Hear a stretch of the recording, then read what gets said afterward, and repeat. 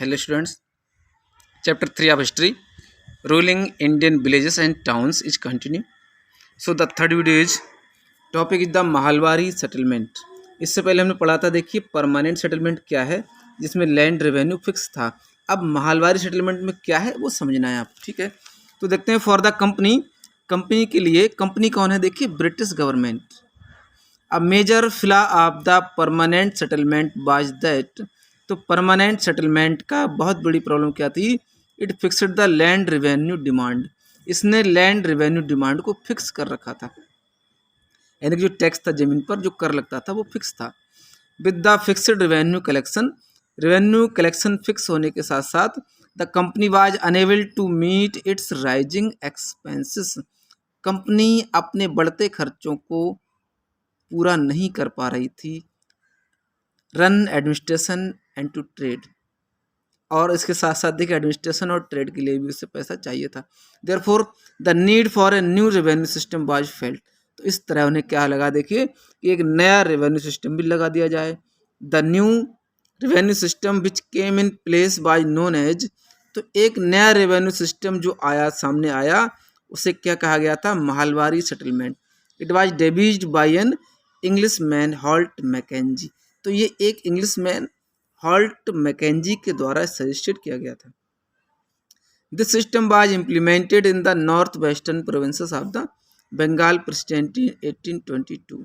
तो बंगाल प्रेसिडेंसी 1822 में ये सिस्टम नॉर्थ वेस्टर्न कुछ स्टेट्स में अप्लाई किया गया था. These provinces today mostly constitute Uttar Pradesh. तो ये प्रोविंसेस आज मोस्टली उत्तर प्रदेश के क्षेत्र हैं. तो जैसा कि स्टूडेंट हम देख पढ़ रहे हैं माहलवारी सेटलमेंट.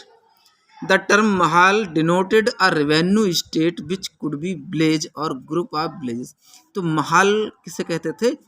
एक विलेज या ग्रुप ऑफ विलेज को कहा जाता था.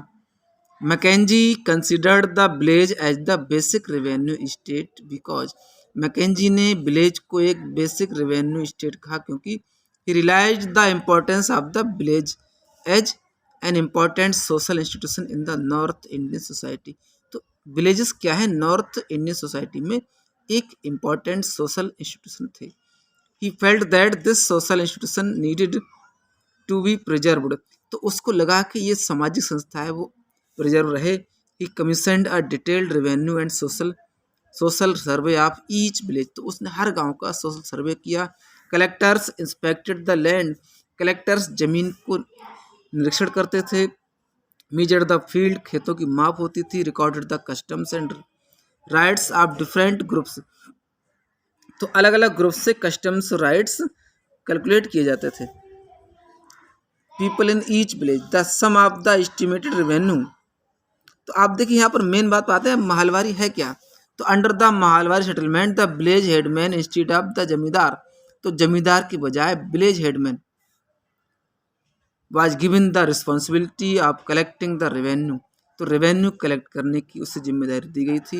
And paying it to the company, और ये कंपनी को पे करता था वो. उससे क्या कहा गया? देखिए माहलवारी सेटलमेंट. आगे देखते हैं रियोतवाड़ी सेटलमेंट क्या होता है. रियोतवाड़ी में क्या आएगा? देखिए the permanent settlement also did not find favour with the administrators. तो परमानेंट सेटलमेंट एडमिनिस्ट्रेटर्स के फेवर में नहीं था. British territory in such South India, for these territories a new revenue system known as the Ryotwari system. तो South India में जब permanent settlement successful नहीं हुआ, उससे एक तरह से कहें कि इनका रेवेन्यू सिस्टम, इनका मनी सिस्टम जब फुलफिल नहीं हुआ तो इन्होंने और दूसरा सिस्टम लगा दिया जिसे for the territory a new revenue system known as the Ryotwari system. तो इसे रियोतवाड़ी सिस्टम कहा गया. By devised by captain Alexander Read, जो कैप्टन अलेक्जेंडर रीड के द्वारा लगाया गया था. And Thomas Munro at the end of the 18th century के एंड तक ये हुआ था. तो the name of the system comes from the word ryot. इस सिस्टम का नेम रियोट वर्ड से आया है, which is the anglicised form of the Arabic word रिया, जिसका मतलब देखिए अरेबिक शब्द रिया मीनिंग पीजेंट और कल्टीवेटर. तो पीजेंट या कल्टीवेटर्स पर और दूसरा करोड़ लगा दिया जाना रियोतवाड़ी कहलाता था.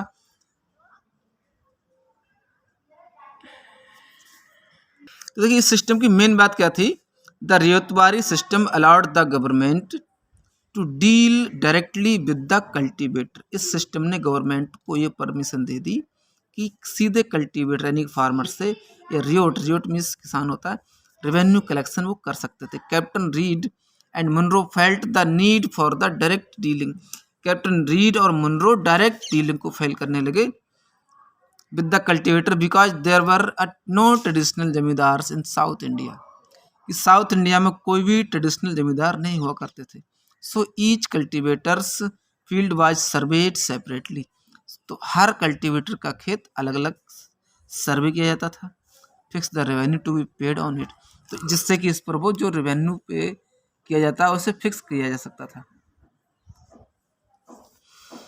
ठीक है, तो इस तरह कंपनी डायरेक्ट फार्मर से जो टैक्स लेती थी वो क्या था, रियोत बारी सिस्टम।